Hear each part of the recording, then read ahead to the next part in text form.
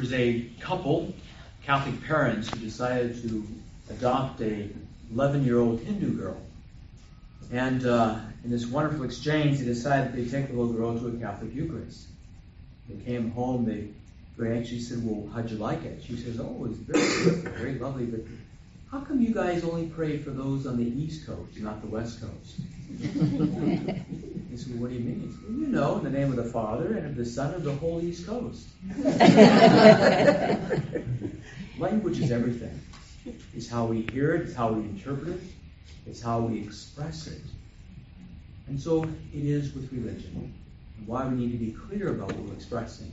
Today's first reading, Peter very clearly proclaims what we are about. And notice, as is often true in the Scriptures, that it's active, the words that he uses. So this is one that really grabbed me. Therefore, gird up the loins of your mind. What the heck is going on with this one?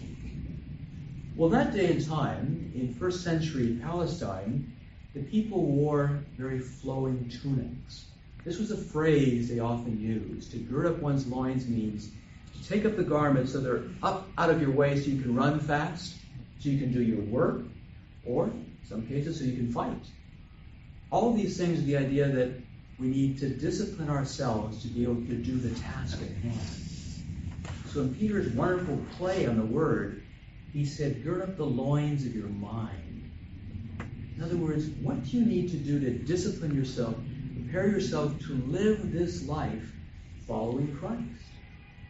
He goes on to say, live soberly. He doesn't say think about it. He doesn't say, wouldn't it be a good idea? He says, live soberly. Do it. We rarely think ourselves in a new way of behavior. We act ourselves in a new way of thinking. And that's why the Christian faith is filled with what we call not guidelines, but commandments. This is what you're to do. And in the doing, you begin to figure it out. I don't know about you, but the way my parents raised me, they started to explain to me why they told me what to do. They said, just do it. The implication from a wise parent is someday you'll figure out why you have to do that. Someday you'll figure out why every day you have to make your bed. Why you have to wash the dishes. Why you have to wash your clothes. All these things. But did your parents ever sit you down and say, I have to do it this way because of the germ? No, we didn't do that stuff. A good pastor does the same. God does the same thing with you. God has given you intelligence, but God expects you to be able to behave well by living your life into the truth of what it means. So to live soberly means to live your life authentically, with transparency, not just when you're in church, not just when you're with fellow believers, but all the time. That's what it means to live soberly. He goes on to say, and set your hopes completely on the grace to be brought to you at the revelation of Jesus Christ. Once again, another act of proclamation. Don't set your hopes on the government. Don't set your hopes on church leaders. Don't set your hopes on your parents, on police officials, on fire department officials. Set your hope on that which is eternal, on the Lord Jesus Christ. Knowing that all of these things have their proper place. But if we forget about the hope that we proclaim, we don't live it, then we are going to be sorely surprised.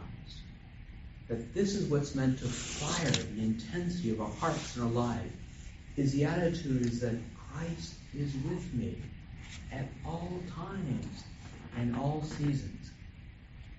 Let me give you an example. So often, we may feel because of shame or guilt, we don't want to look into the core of what's fostering our repetitive sinfulness or our negative habitual patterns. And yet that's the very place where God wants to meet you. There's energy there. That's where God's hope dwells. See, we get it backwards. That, God's hope is only in the positive. No. Hope is everywhere for those who believe. Do you realize that C.G. Jung said his whole field of psychological analysis came from the rejected parts of Christian believers?